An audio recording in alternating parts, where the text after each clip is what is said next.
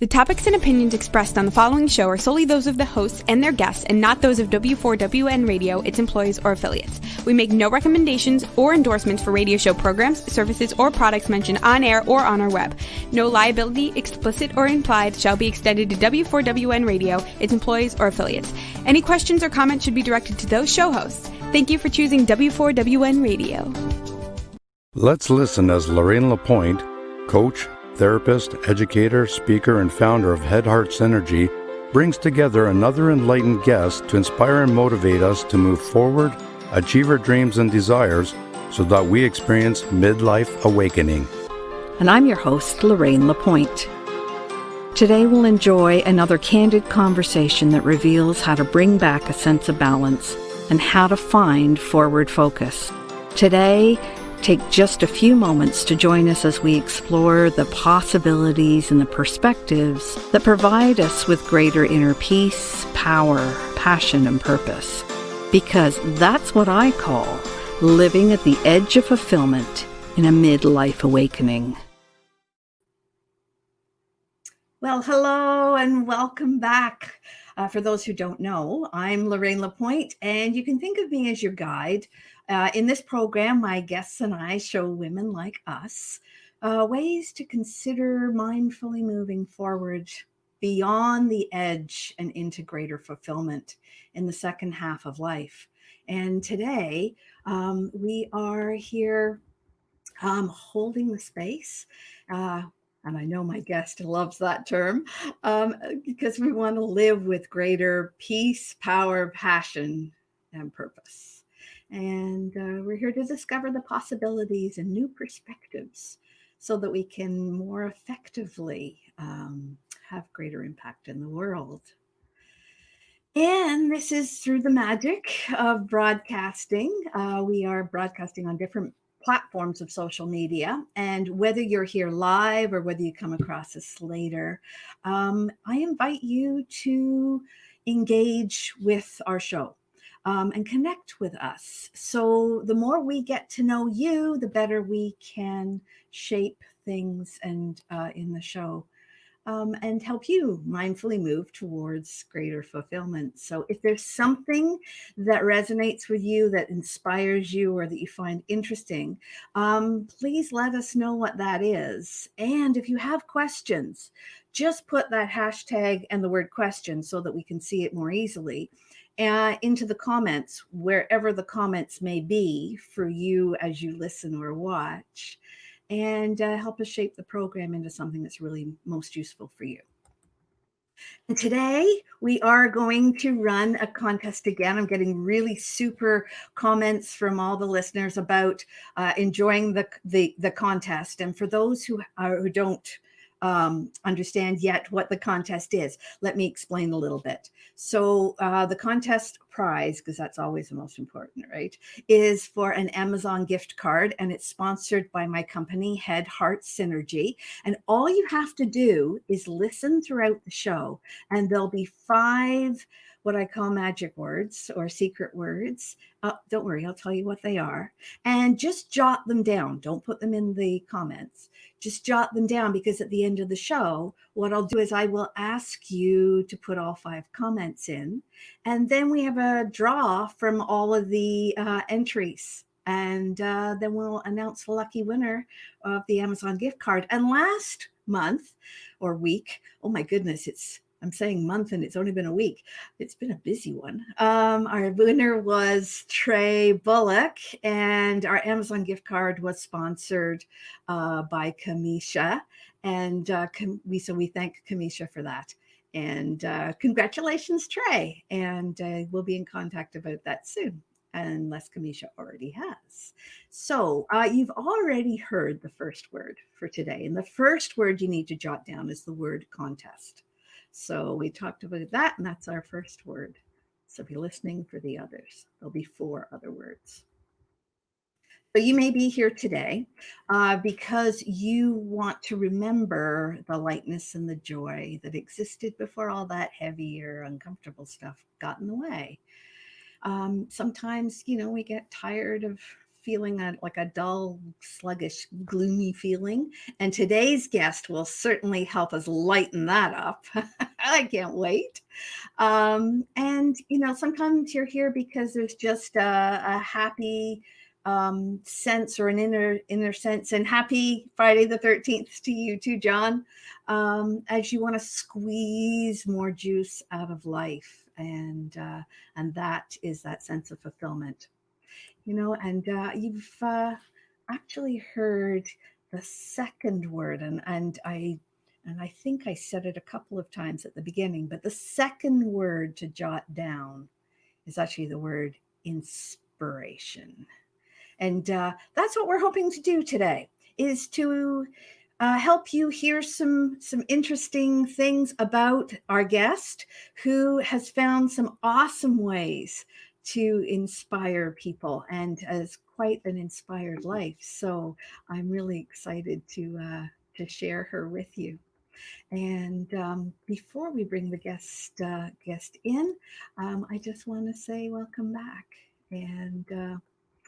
And this is Edge of Fulfillment, and you're listening on W4WN.com radio and Talk for TV. So, normally we do an oracle card pulling at this point in time, but I'm inspired, and with this inspiration, I'm just going to call in our guest. And so be listening for the three other words that will sprinkle throughout the show. And today we're going to welcome someone who has been referred to as the Queen of Comedic Meditation. It is her own creation, and she's an award-winning Canadian comedian. We also hear her voice on several commercials and cartoons. And I read that her third album, called Recovering Nudist, was released earlier this year. So I'm hoping she'll tell us a little bit more about that. And I'm also hoping to hear more about her current project, Comedic Meditation, as well as a little bit about her life story. Because her hard-earned lessons in life show us that by taking risks and embracing our humiliation and our sense of self, we can tap into the power of laughter, and that anything's possible. So welcome, Carla Collins. Oh, it's so great to have you here today, Carla. Thanks for having me, Lorraine. How are you? I'm great. How are you? I'm doing very well, thank you. Awesome. So I think we both have a belief that there's a science behind the combination of laughter and meditation. And what's been your experience with that? Well, it's not a belief. It's actually, there have been studies that have been done by Loma Linda University. There are several that you can look up. When I was creating this, I was actually called the Queen of Comedy by Flair magazine. I'm not really the Queen of Comedic Meditation because it's just me, so there's really no kingdom. So I guess I'd also be the queen of that. When you're laughing and when you're meditating, your brain is in the same gamma state. So it makes sense that if you laugh, release endorphins, get out of your own head in your own way, relax a bit, you're able to have a much deeper, more relaxing meditation. So that's why I married the two.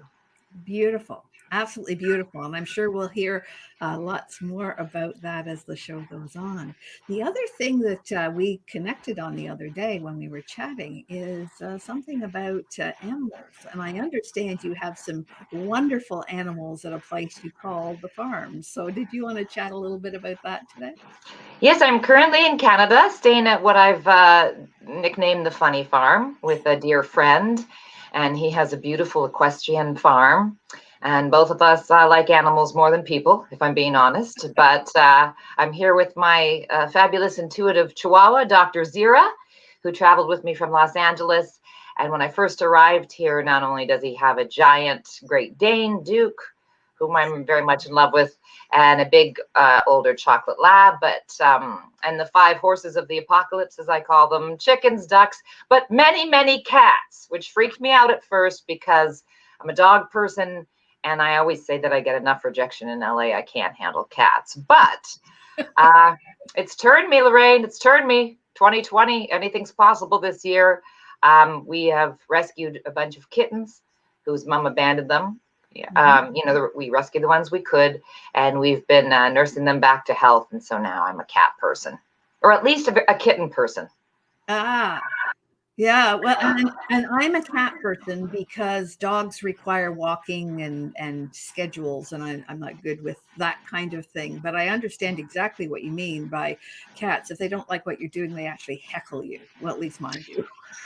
Yeah, I've been heckled a couple times during my Facebook lives by various cats, but the kittens are adorable, and I mean, you want to take a hit off of a nice warm kitten.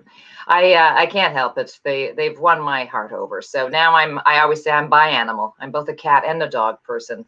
And Dr. Zira is good with the cats, so I figure I should be too. Well, I said to a client not long ago, I said that she lost her dog and of course was devastated over the loss of her dog. And when we were talking, I said, they come to into our lives for such a short time and teach us how to love, and teach us how to accept themselves and us. And then they leave to see how our lessons go. And she felt some comfort and she agreed with that. So I don't know if you've ever had that sense of loss in your life and then realized that there was a gift in it.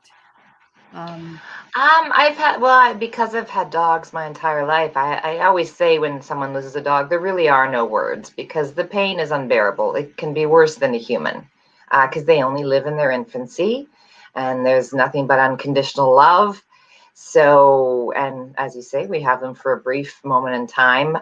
So you're pretty inconsolable. I always say you just have to pour your love into another doggy or someone who needs you. That's what I think they teach us, is that grief is just love with nowhere to go.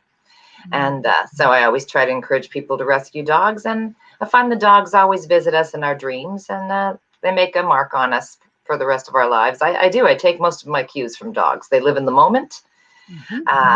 They don't judge. Well, some of them do a little, but just my outfits. So they're, I have this 10-pound Chihuahua who's completely fearless, and I try to take a nod from that. So yeah, and they do have lessons for us, I'm sure, but it's a little tough when it first happens. You have to give it some time.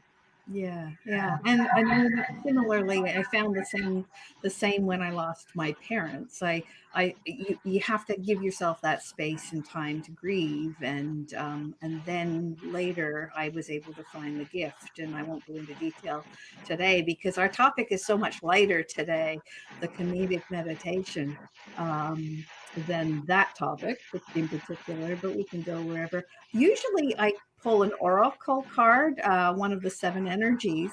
Earlier, do it, Lorraine. Pull that card. Okay, so pull that card, woman. Let's do it together. I've got the deck here. I'm just going to shuffle, and you tell me when to stop, and I'll grab a card. So much pressure. I feel like I'm in Vegas. Okay, and close my eyes so you can see my sparkly eyeliner. All right, stop, Lorraine. Stop it. Okay, I got it.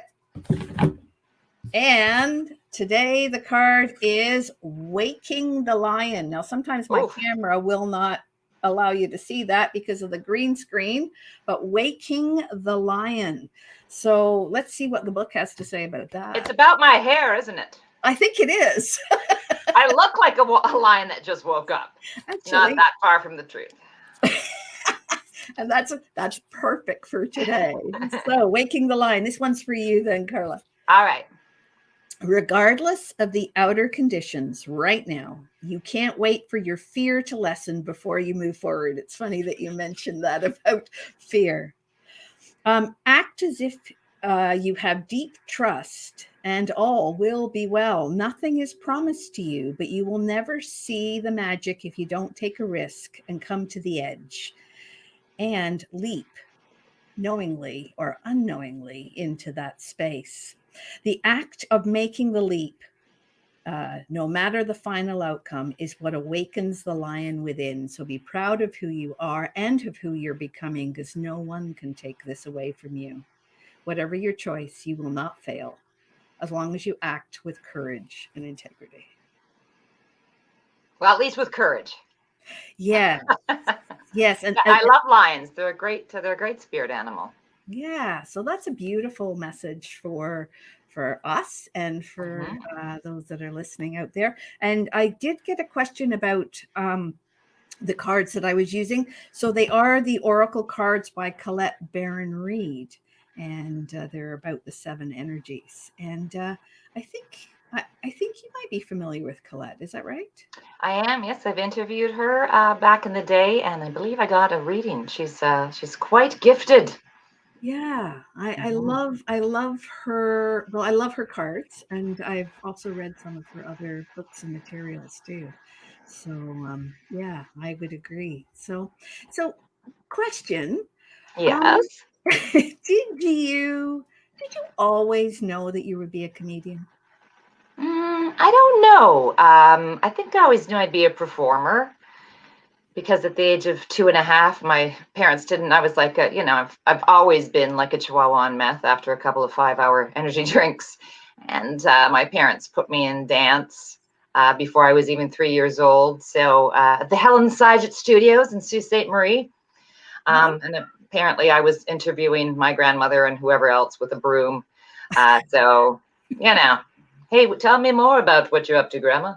And so I think maybe a performer. And I will say that in grade 6, I won a Kiwanis speech competition on my speech about humor. So I think laughter and humor has always been a big part of my life. I don't know that thought I would be a comedian, but I always knew that it was probably one of the most important things in life was humor.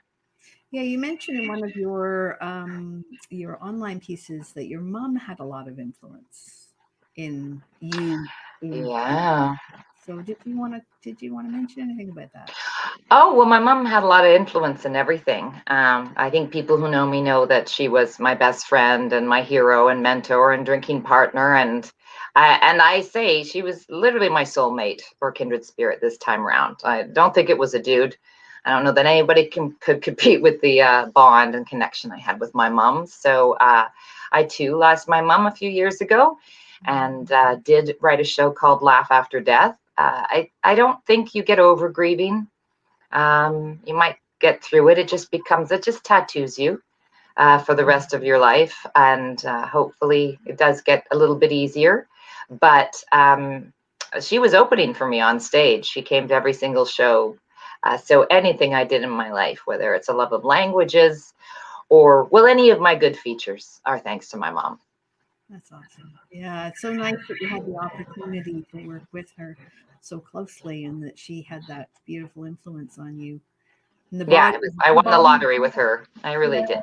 yeah, the body of work that you've created that brings laughter and lightness to the world is beautiful. And Thank I'm sure you. she's still laughing on the other side beside you and encouraging you in all that you do.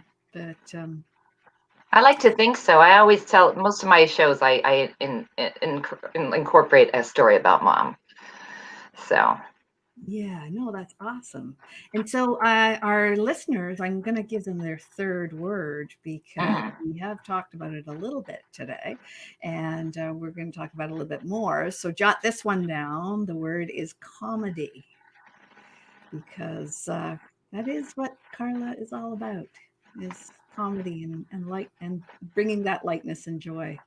So, the third word is comedy, and keep listening for the other two words. So we've had contest, we've had inspiration, and now we've had comedy. There, I'm helping people out a little bit. So, was there ever a time in your life where you felt that you needed to give something up in order to pursue what it is that you loved? Well, I mean, I've taken a lot of leaps and risks in my life, to be honest. I've always been under the cliche that the biggest risk is not taking one at all. And I had a very successful and stable career as an anchor and a host of an entertainment show, but that wasn't where I was very grateful for it, but that wasn't where my passion was. So I think giving it all up, a great salary and stability and homes to go to Los Angeles and become a comedian was probably a good example of that. So I think it happens all the time.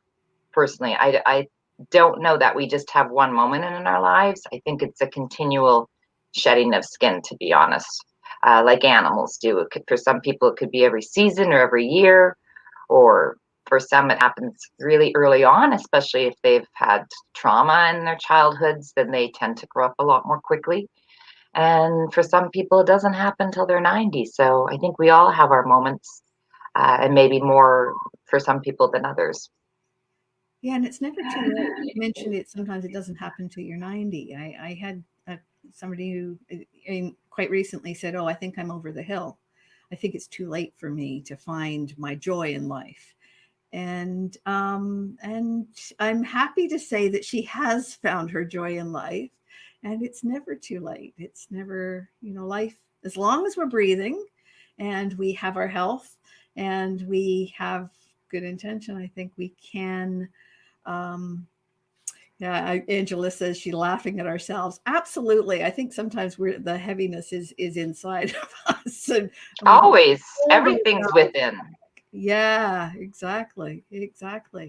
And I mean, the courage that it took for you to pack up and give up, that kind of job, which for some people would be a dream position. And then, Oh yeah, I acknowledge that, and it was wonderful. But I think that I mean, right out of school, I always wanted something a little more stable. That's why I didn't go into acting or into comedy. But I think it always catches up with us. Our true passion, our first crush, will come back, and we're probably not gonna. That's what life's about: is trying new things, and ultimately, I think we're still much happier doing what we love than something that's a little more secure, or at least that was the case for me. Again, different for everyone. yeah, I kind of did that with a few relationships in my life, and just I call them, not necessarily practice relationships, but sometimes you just get to a point in a relationship where it's time to move on. It's time to try something different. It's time to, at least it was for me. And I don't know if that's an experience that you've shared, or that you wanted to talk about, but I find relationships are quite often the things that people find most challenging. Yeah, well, I've had a couple starter husbands. It's friends with most of my exes, if not all, except for the one guy in France. I can't find him. I think we all. It's just a realization that's again. I feel like it's like too many cliches for this Friday the 13th, which I find very lucky, by the way. But reason, season, lifetime.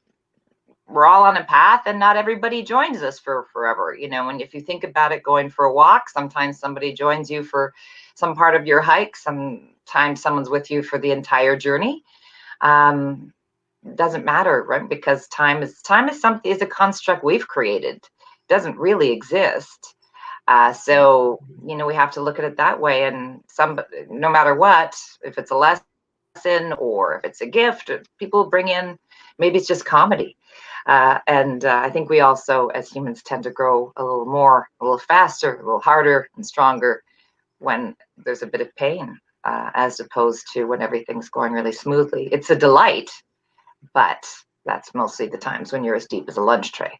So when you have something, that's a little more challenging. But yeah, I think relationships, there's always a point, no matter what they bring in. And maybe something that we were there for them, but chemistry is an intangible, so it doesn't necessarily always remain. Yeah, and I found that with my relationships, when I look back, it was really my growth that was causing the relationship to work really well or not really well, because we tend to reflect what we most need, or what I most needed at that time was reflected with the relationship. And at some points I was ready to look at it, and some points I just wasn't. And so, I now, at this grand old age that I am at the moment, I understand so much more about conflict and challenge, and that it reflects more about me than it does about others. And so I found my relationships have changed as I've gotten older, and they're getting better. Well, that's good. Well, that's Yeah, all I can hope for, is that they get better and better. yeah, exactly. They're, you know, yeah, yeah. Anyway, we that's a whole topic that we could talk about for hours, is relationships. But Sure.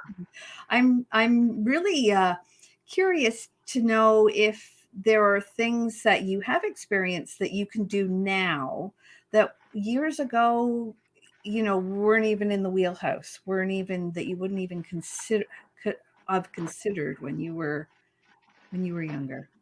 I don't think so. I don't really see that as a whole delineation of this is what happens when you reach a certain point, at least for me. As I said, I think it's always ongoing. So I think there are things I mean, I was a real thrill seeker. I bungee jumped. I did all those crazy things. And I think crazy things just take on, for me, different shapes or uh, experiences. But I don't know. I think the biggest one we all learn is not caring what other people think. I think that always comes with being on the planet a little longer. I know when I first started in comedy, I was in my early 20s and I just didn't have a thick enough skin for it. And the male comics were mean. And I remember thinking, I have a radio show and a TV show. I don't need this crap. And I bounced out of it.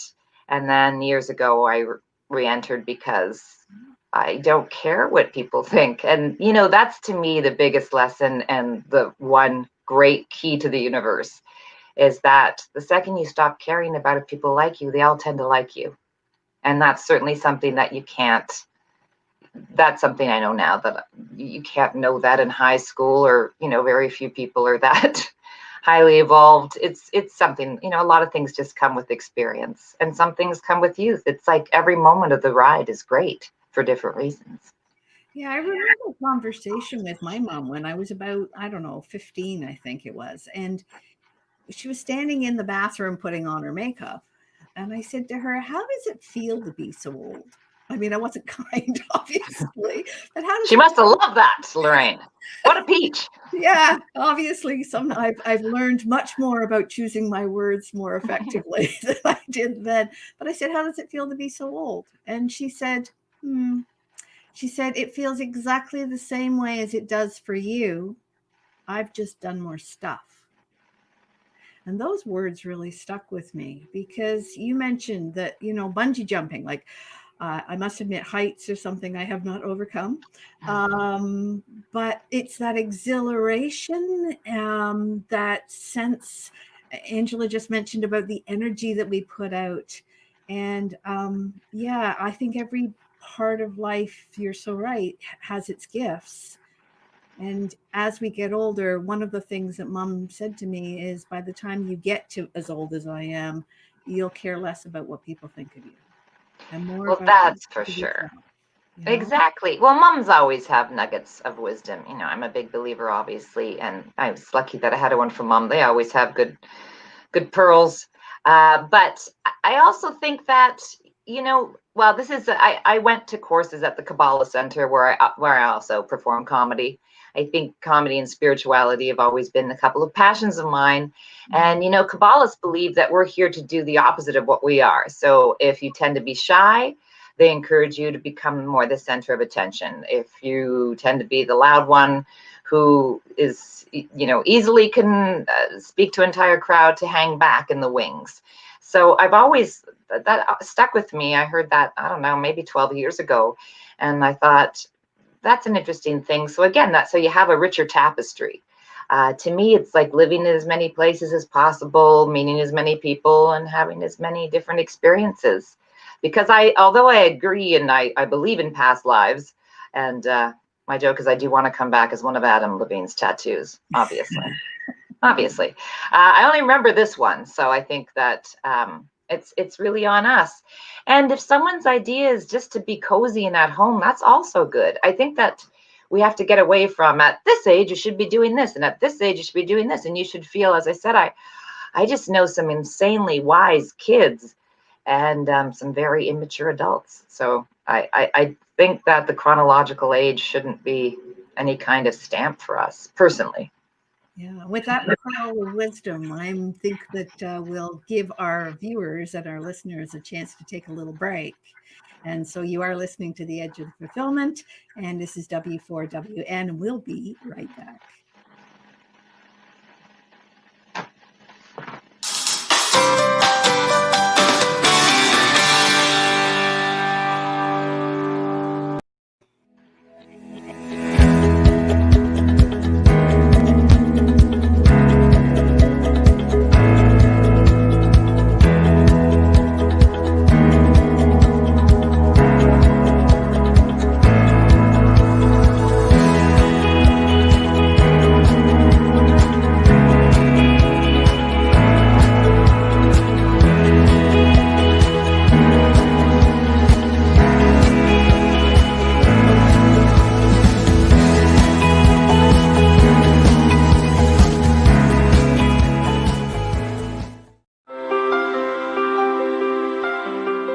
There are 3 reasons video is the future of content.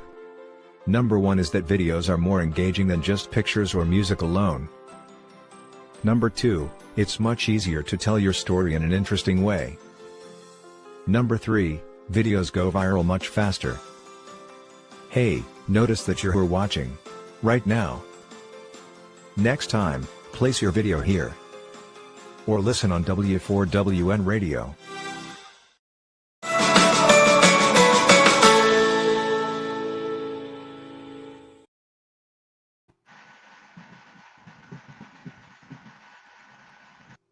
Awesome. Well, welcome back. And you are listening at The Edge of Fulfillment with our guest, Carla Collins, today on W4WN Radio and Talk for TV. Hey. And Carla, I'm just curious now. You've been in LA and you've probably met some absolutely amazing human beings. Is there anybody in particular that you have found really inspiring? I don't know. You mean do you mean celebrities? Celebrities, or you just mentioned that sometimes what's most inspiring are those people that are at home and that choose to stay home and look after kids or dogs or whatever it is you do. But I'm just curious because LA, I imagine, because I never lived there, I imagine that there's it's a different bit of a different world to Toronto, which is where we are at the moment. Honestly, I think it's just geography, right? And in some ways, it's just they say LA is high school with money. I've never really seen it as a different part. I've lived in France and Los Angeles and Canada, and I think people are people everywhere. So you're going to find inspirational people almost anywhere you look, if that's what you're looking for, and if that's who you're attracting. I really can't think of a greater influence than my mom, to be honest, but I have some extraordinary girlfriends. One, Donna Roberts, who's a Southern belle. We've been friends forever, and she really taught me about the environment and she really got me into all the woo-woo stuff so I could make fun of it. My brother and I are really close. We call each other pal. He inspires me every day. I just watched a documentary that a young neighbor of mine in Los Angeles has been working on for 10 years called Be More Heroic. And I was completely blown away by the young kids in that. So I think it's wherever you look. I don't really think a certain city or country is going to produce a more inspirational person. That's just my humble opinion. I think Michael Stewart Webb is a new friend, and also the presenting sponsor for my comedic meditation. And because of him, I've become vegan. And so, I think everybody brings something into your life if you're open to it. I think a big thing is opening your mind, your heart. I'm always big on the 3-way. My favorite 3-way is the mind, body, and soul. And I think it's our whole challenge or quest is to always be mindful of those 3 sides because they work in tandem. Yeah, and so many people, I think, look outside themselves, and part of the reason that asking that question, and it's so great that there are so many people in your life that are that are inspiring. But so many people believe that they need to look outside themselves for inspiration, for fulfillment, that somebody out there is doing it better than they are, or in a different way that they are. And, it kind of speaks to that whole celebrity following piece where people tag on to somebody, and it's like they're trying to suck the juice out of them instead of creating their own juice out of their own life. So it really warms my heart to hear you say that, because you have lived in so many different places, and that's a dream of some. Well, I just feel like all of the answers are within, which sounds trite and a trope. And I mean, that's easier said than done. I think, we naturally look for validation outside. I joke a lot of times in my act that everyone in California, it would seem, or Los Angeles is a guru. And I also think that I'm currently writing a book, and one of my chapters is everything's a cult, because everything seems like multi-level marketing, even becoming a Zumba instructor, like you have to come on the Zumba cruise. I'm like, I don't want to, I just want to teach a class. So I think it's, whenever someone's quiet about something, they're probably a master, right? Malcolm Gladwell says, anyone who spends 10,000 hours doing anything, that's your mastery. So if you look at Dave Chappelle, to me, is the GOAT for comedians. He's the greatest of all time. Look how, he's able to be hysterically funny and have such important, poignant messages for our time. And I realize that comedy's subjective. I live it. It's not everybody's cup of tea all the time. But so I tend to, Tom Brady. I'll get more hate trolls on Instagram when I say I love Tom Brady, but I think he's a phenom. And here's somebody who was MVP last year in his 40s. His wife's hot. So I always like extraordinary people, but extraordinary people can be, my mayor, my mom's mom, built several churches in Sault Ste. Marie because she ran the Joan of Arc bingo. So I think everybody's extraordinary in their own way. I joke about my older gentleman lover. He's taught me a lot of things because he taught me about Joe Ray and things that he brought things he's in Los Angeles, to my attention that I wasn't aware of. But he has a quiet goodness. So if someone tells you that they're rich and they're awesome, probably pretty much the opposite. So that's what I've learned through life. I have severe ADD, so anything shiny gets my attention, but you want to look a little beneath the surface for some really, some really more meaningful answers, I guess.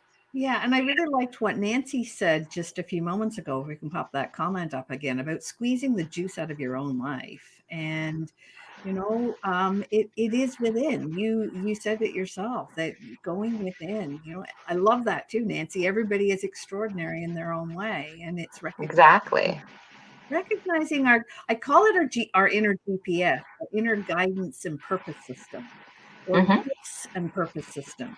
Because when we look outside of ourselves, all we see is things mirrored back that potentially we don't like. But when we look inside ourselves, that's where our gifts and talents lie and our strengths lie. So thank you for offering that to our listeners. And we are, whipping through our time. So let's talk a little bit more about comedic meditation, because this is your creation. And I'd love to hear more. And I think our guests would love to hear more about that and how that works, and what exactly you do with it. I'm curious. Absolutely. Well, like we're saying, I think the blueprint, sorry, I just keep adjusting the way I sit. Okay. I'm actually kind of squatting on a chair right now. I don't know if you know, I'm just doing a little bit of yoga.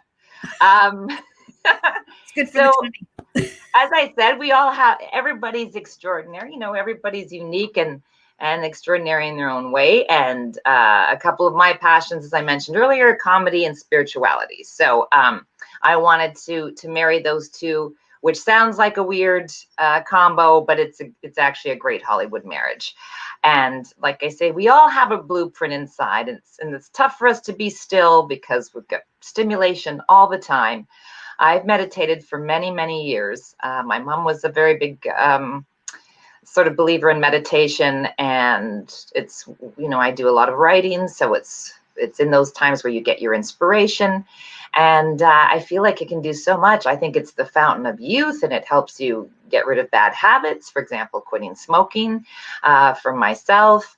And again, I sort of joke that comedic meditation is Botox for the third eye. Because what I've noticed about meditation, a lot of people have really misconstrued ideas about it. People will say, well, I don't do yoga. And I'm like, that's fine. It has nothing to do with yoga. You don't have to be as flexible as my morals. But I believe in God. And I'm like, that's great. This will bring you close. Or I don't believe in God. So can I still meditate? And it's really just concentrating on your breath and going within, as we've been talking about. It's very simple, and people have overcomplicated or said you have to chant, so I really invented this just to take the preciousness and intimidation out of it, so that people know that it's literally breathing in and out and focusing on your breath, and just relaxing, which we need more than ever, obviously, this year.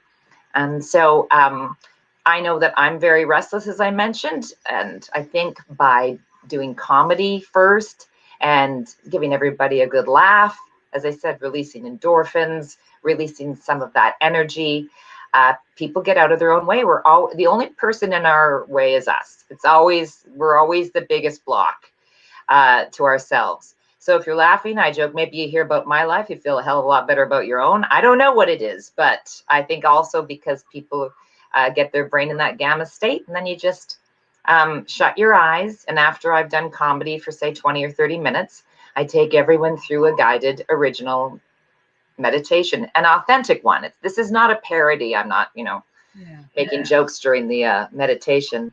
And so I'm just combining my voice work. I do a lot of voice work with writing and comedy. So I'm just putting on my LinkedIn special skills to work, and we got such a wonderful reaction right away. NBC came to cover it, and people keep claiming that they have some of the most deepest real, people who've meditated all their lives. The veterans say they have epiphanies and a really deep relaxation, and newbies say that it took a bit of the, as I said, intimidation factor out of it. And a lot of my guy friends will say, "Oh, I won't do it," but then they all kind of fall in love with it. So it's just to make it more accessible for everyone. Well, and you summed it up beautifully, and you mentioned the fourth word. And the fourth word, people want to jot it down, was the word laughter for today.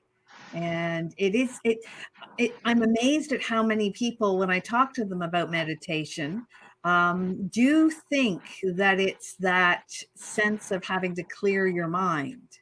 And one of the things that I know from being a hypnotherapist is there is no clearing the mind. The mind, if you're in dead space in your mind, be careful, you might be dead.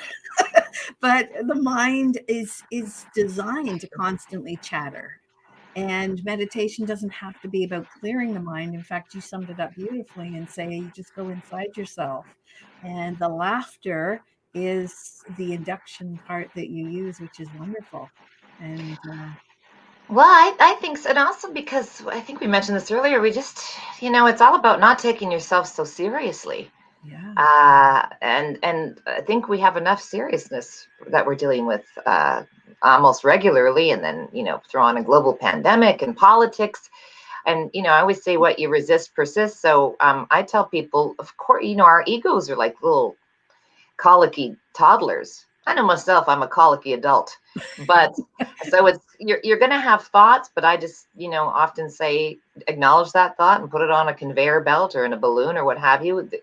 You're going to think about picking up the kids or what you have to do tomorrow. That's just natural. But you might just have a few moments where just focusing on the breath. And I think just like with moving meditation, a lot of surfers will tell you surfing puts them in a state. I think that's what the laughter does. And like I say, I think we all kind of need to chuckle and chill right now.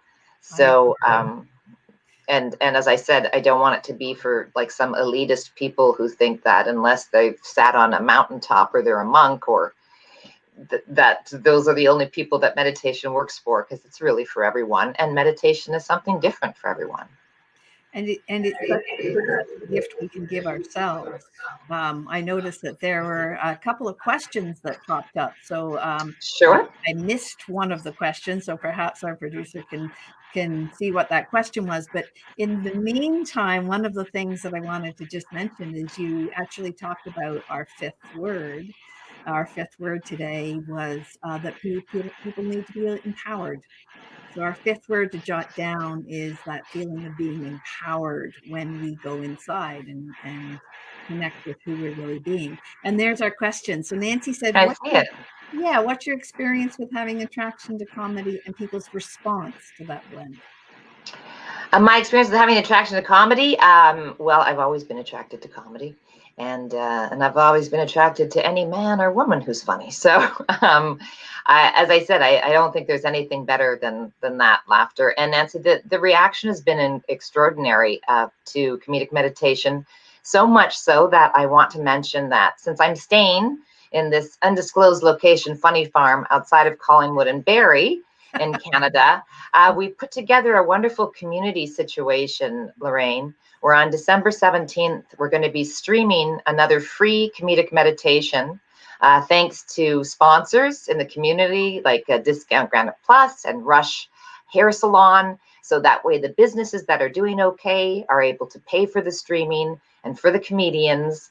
And it's presented by the Michael Stewart Web team. So everybody can go onto my Facebook or comedicmeditation.com. So if you'd like to experience this, and I want to say one last thing about it, no one's thrilled about Zoom comedy. Obviously, we'd rather be in a room full of people, but comedic meditation actually works better through the internet because then you don't feel judged or self-conscious. You can just roll over and go to sleep after the meditation. You don't have to drive home.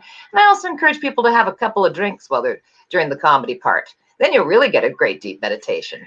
So yeah, you can, as I said, comedicmeditation.com on December 17th is where you can find that, along with all my social media. So that way, I'm like a drug dealer. This one, the first one's free, kids. That's maybe awesome. you get hooked to it. Yeah, no, that's awesome. And this is a positive drug. I love it. It is. And it's one that will not hurt you if you get more and more of it. Exactly. I mean, this is kind of addiction that you can develop, and it's only good for you. So thank you for bringing your goodness into the world. And well, yeah, I give it my best shot. And I want to thank you for spending the time today with our viewers and our listeners, and for taking the time out of your busy schedule. And I also want to thank the masses who have been listening and viewing our show today. And I invite them to, I'm excited to join you for comedic meditation in December. And I really appreciate the fact that you have joined us and been here and shared your wisdom and your inspirations with us. It's been absolutely wonderful to have you. And I invite our listeners and our watchers to join like-minded people in a Facebook group called Mindfully Moving Forward. And so if you would like to share this community and keep up this community, I invite you to go ahead and join that group. And to remember the 5 secret words that you've heard today, this would be the time to put them in the chat or to put them in comments. And if you're listening on radio and you've jotted them down and you're not available to a chat, you can always email me at info@headheartsynergy.com. Or support at headheartsynergy.com is the other one. So we'll gather all of those and then we'll find our winner for this week. So remember to drop those 5 secret words in. And at this point, is there anything that you would like to say just as we sign off here, Carla? Well, I want to thank you for giving me this opportunity and having me on as a guest. I appreciate it, Lorraine. I had an Auntie Lorraine, so I love that name. Oh. And I just want to tell everybody, namaste laughing. That's my mic drop. And as I said, if you want more information on the upcoming comedic meditation, just go to comedicmeditation.com or hit me up. And thanks for listening and watching. Wonderful. So this is your host, Lorraine Lapointe, and I'm reminding you that we are all in a midlife awakening, and that means mindfully moving forward. at the edge of fulfillment. And this is W4WN Women for Women Network and Talk for TV. And I'll sign off saying bye for now and see you again next week. Thanks, everyone.